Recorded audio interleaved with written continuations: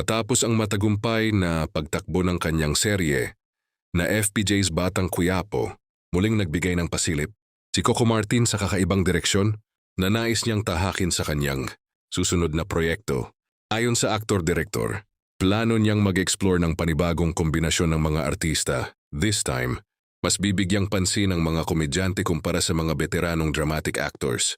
Ibinahagi ni Coco na sa Batang Quiapo, sinadya niyang palibutan ang kanyang sarili ng mahuhusay at batikang dramatic actors upang mas mapalalim ang emosyon at bigat ng kwento. Ngunit ngayon, gusto naman niyang magbigay ng ibang timpla sa kanyang proyekto. Aniya, nais niyang subukan ang lakas ng comedy at kung paano ito makakaambag sa kabuang kwento ng serye.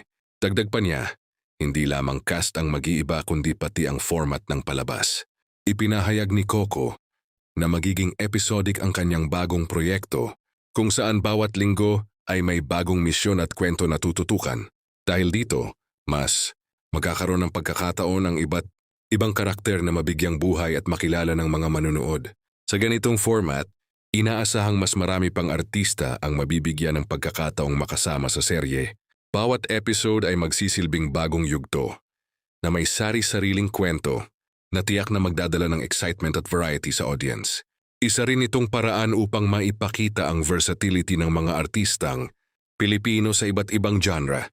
Hindi rin maikakaila na ang ganitong konsepto ay magbubukas ng mas maraming oportunidad, hindi lamang sa mga komedyante, kundi pati na rin sa mga bagong mukha sa industriya. Dahil sa pabago-bagong kwento kada linggo, at magiging dynamic at unpredictable ang takbo ng palabas, isang bagay na inaabangan na ng maraming fans.